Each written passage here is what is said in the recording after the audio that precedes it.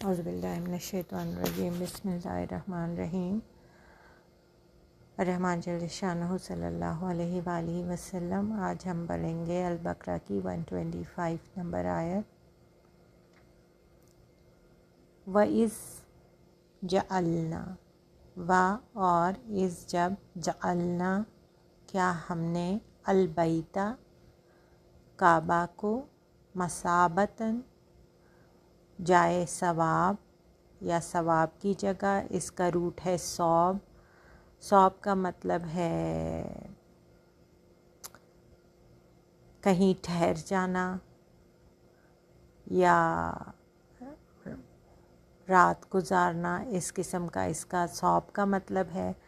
لیکن مثابہ جو ہے نا، یہ بیسیکلی عربی میں کہتے ہیں جو کنویں کے اوپر جہاں سے پانی کا ڈول کھینچ کر نکالتے ہیں نا،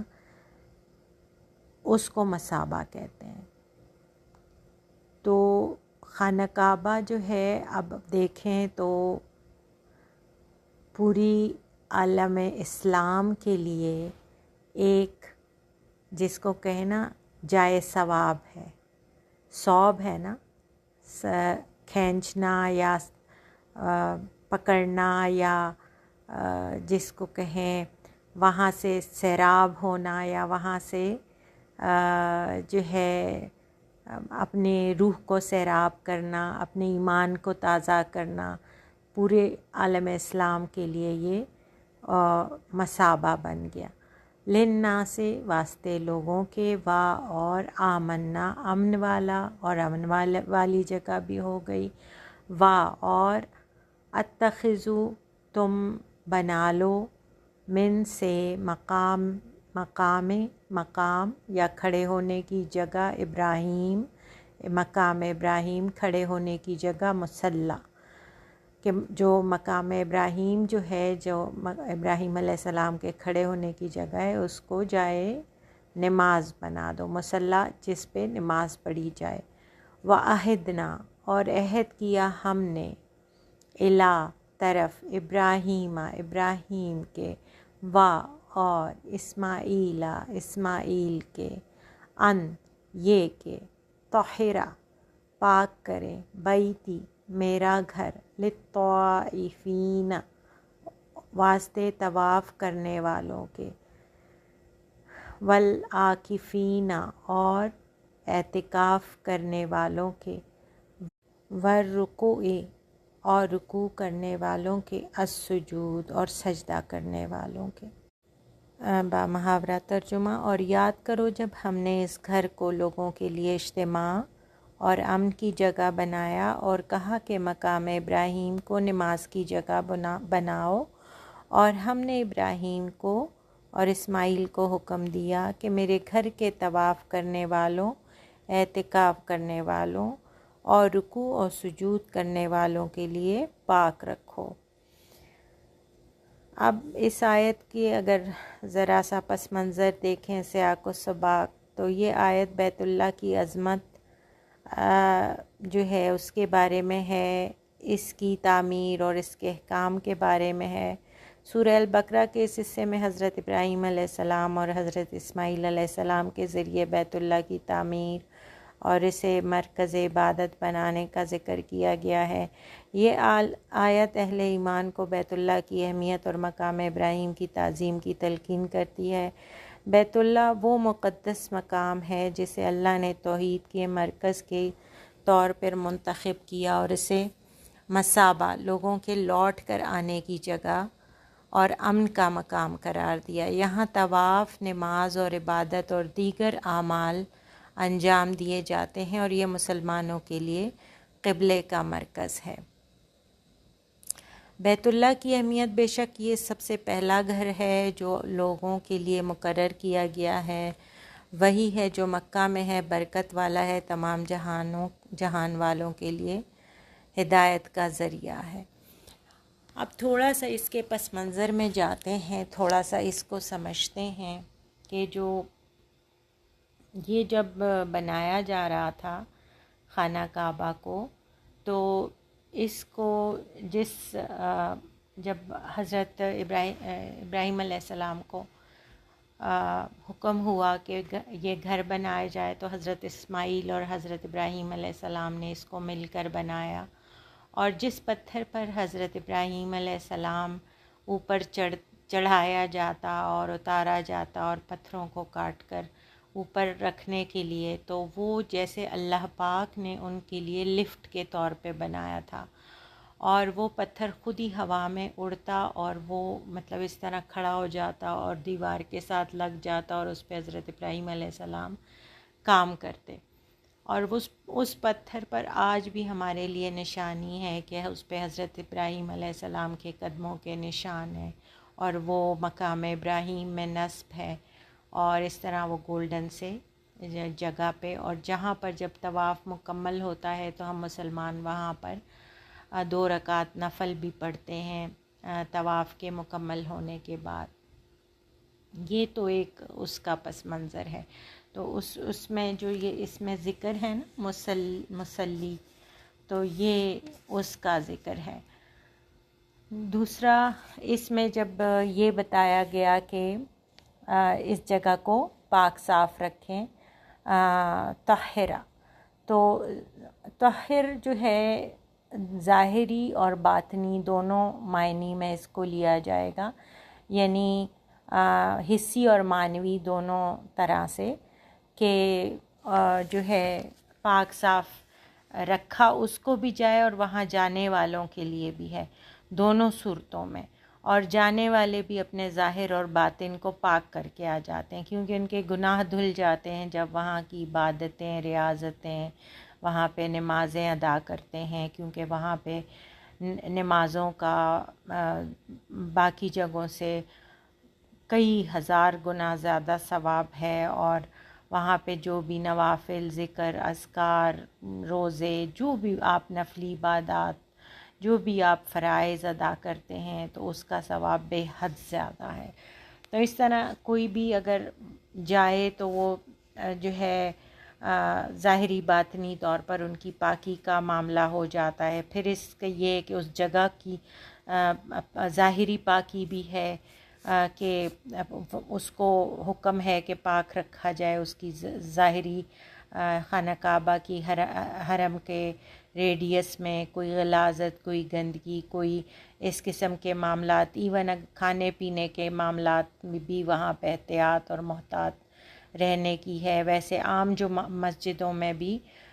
ہے کہ پاک صاف رہیں، کیونکہ ظاہر ہے جب آپ عبادت کرتے ہیں تو عبادتوں کے ساتھ فرشتے آتے ہیں، اور فرشتوں کو یہ بدبودار چیزیں یا بدبودار جگہ یا ناپاک جگہ ان کو گراں گزرتا ہے وہاں سے۔ پھر تو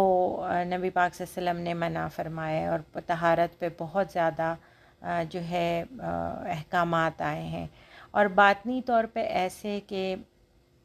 کوئی بھی وہاں پہ جائے تو وہ جس مال سے وہاں پر جائے تو وہ مال پاک ہو، پھر وہاں پر جائے تو اپنی نیتیں، اپنے اخلاص، اپنے معاملات پاک صاف رکھ کے جائے، کہ جب وہاں پہ عبادتوں کے لیے جائے تاکہ وہ عبادتیں قبول ہوں اور قبولیت کے درجے پر جائیں۔ اگر ہمارے اندر کے معاملات ٹھیک نہیں ہیں، ہمارے روحانی معاملات ٹھیک نہیں ہیں، ہمارے اخلاقی معاملات ٹھیک نہیں ہیں، ہمارے ہی سوچوں کے محور درست نہیں ہیں، ہمارے باقی جو فائنینشیل میٹرز ہیں وہ حلال نہیں ہیں، تو پھر وہاں پر جو ہے وہ پاکی والے ایلیمنٹس نہ ظاہری پورے ہوتے ہیں نہ باطنی پورے ہوتے ہیں، جگہ کے معاملات میں بھی اور ہمارے انسانوں کے معاملات، مومنین مسلمانوں کے معاملات بھی۔ تو ایک تو یہ ہے اس کا پاک ہونے کا بھی ظاہری اور باطنی دونوں معنی میں آتا ہے۔ تھوڑا سا اس کے ابھی پس منظر میں جاتے ہیں، سمجھنا اس لیے ضروری ہوتا ہے آیت کو، کیونکہ بعض دفعہ ایک story connected to the next جو ہمارے پاس ابھی پوری آیات اس میں باقی آئیں گی، تاکہ ہمیں تھوڑا سا اس کا پس منظر پتہ ہو۔ جب حضرت ابراہیم علیہ السلام کے آل میں سے جب کافی سارے پیغمبر جو تھے ان میں بنی اسرائیل میں آئے، تو صرف حضرت اسماعیل علیہ السلام جو تھے وہ ادھر حرم میں کعبہ میں تھے، اور باقی جو تھے ادھر آئے تو انہوں نے تو بیت المقدس، اور ان میں تو لگاتار چونکہ پیغمبر آ رہے تھے تو وہ پھر بھی تھوڑے بہت اہل کتاب کے درجوں پر تھے، اور تھوڑے ان کے معاملات صحیح تھے بنسبت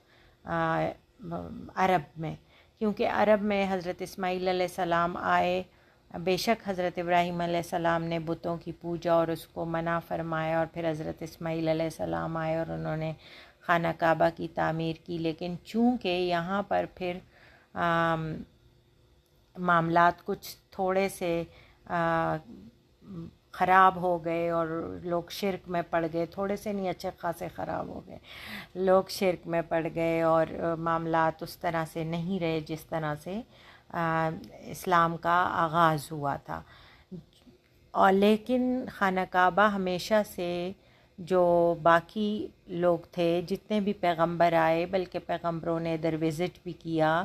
اور سب کے لیے باعث رحمت اور برکت رہا ہے، کیونکہ ہر کتاب میں، ہر آسمانی صحیفوں میں اور پیغمبروں کو یہ احکامات ہوتے تھے کہ یہ اللہ کا گھر ہے، اور ان کے لیے یہ باعث عزت و احترام تھا، تو ضرور تشریف لاتے تھے یہاں پر۔ تو اس لیے یہ جو ایریا تھا عرب کا، یہ تجارت کا بھی بہت بڑا مرکز تھا، کیونکہ یہ ان نون نہیں تھا، یہ جگہ بھی نون تھی اور بڑی فیمس تھی، اور عبادت گاہ تھی، اور ہمیشہ سے تھی، اور حضرت ابراہیم علیہ السلام کے بعد یہ پکی ایک یہاں پہ سارے وزٹ ہوتے تھے، جتنے بھی پروفٹس تھے اور جتنے بھی نامی گرامی لوگ تھے تو وہ آتے تھے عبادتوں کے لیے۔ آلدو کہ جو نہیں مانتے تھے مشرک کافر، وہ بھی آتے تھے، لیکن ان میں بھی جیلسی کا کچھ آسپیکٹ ہوتا تھا آپس میں ایک دوسرے سے، کیونکہ یہاں پر ایک بندے تھے جنہوں نے سب سے پہلے شام میں بت خریدے اور بت لا کے ادھر رکھے، اور پھر ادھر بتوں کی باقاعدہ پرستش کی جانے لگی، اور بیہودہ طریقے اطوار اپنائے گئے تھے۔ تو پھر بڑے عرصے بعد اسلام کے آنے تک نبی پاک صلی اللہ علیہ وسلم نے پھر ان بتوں کو توڑا، اور اس کے بعد سے لے کے الحمدللہ اب تک وہ والے معاملات پھر دین اسلام کے بعد وہاں پہ ختم ہو گئے، اور تب سے وہ ایک مسلمانوں کے لیے جو ہے، جو حضرت ابراہیم علیہ السلام کو تلقین کی گئی تھی تو وہ پوری ہوئی۔ حضرت اسماعیل علیہ السلام کے بعد وہ لگاتار اس طرح سے نہیں پوری ہوئی، لیکن وہ تب پوری ہوئی جب نبی پاک صلی اللہ علیہ وسلم دنیا میں تشریف لائے، اور پھر انہوں نے خانہ کعبہ کو بتوں سے پاک کیا۔ تھوڑا سا پس منظر میں اس لیے بتا دیتی ہوں کہ ہمیں قرآن اور حدیث اور سننا تھوڑی بہت سمجھنے میں آسانی ہو جاتی ہے۔ تو اس کے بعد یہ جو جگہ ہے، اس کے بعد اس کی پاکی، اس کی طہارت ظاہری باطنی، اس کو بہت ملحوظ خاطر رکھا گیا، کیونکہ یہ جو آیات تھی یہ ہمارے نبی صلی اللہ علیہ وسلم پر اتاری گئیں اور قرآن میں شامل ہیں، تو ظاہر ہے پھر جو قرآن میں شامل ہو گیا اور ہمیں احکامات ہوئیں تو اس کو اس طرح پورا کرنے کی کوشش کی گئی۔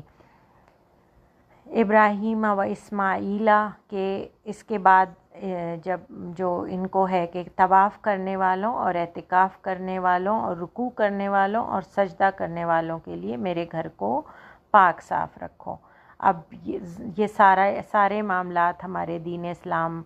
کے بعد، نبی پاک صلی اللہ علیہ وسلم کے بعد وہاں پہ ہوتے ہیں، اور یہ سارے معاملات چونکہ جتنا بھی زمانہ گزرا ہے اس کے بعد سے، تو ماشاءاللہ الحمدللہ یہ کوشش کی جاتی ہے